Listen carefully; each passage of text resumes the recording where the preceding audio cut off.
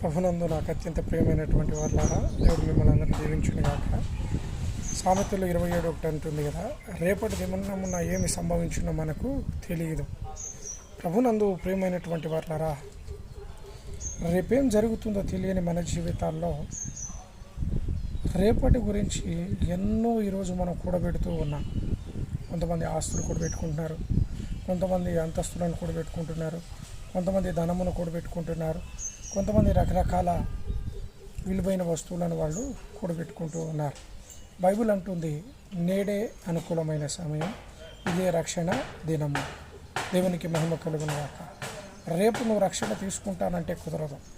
నేను వెళ్ళి రేపు మారు మనసు పొంది బాప్తిజం తీసుకుంటానంటే కుదరదు. ఎందుకంటే రేపేమి సంభవిస్తుందో తెలియని మన జీవితంలో ఈ దినానే నువ్వు దేవుణ్ణి అంగీకరించి రక్షణ పొంది క్రీస్తు కొరకు నిలబడవలసిందిగా కోరుచున్నాను.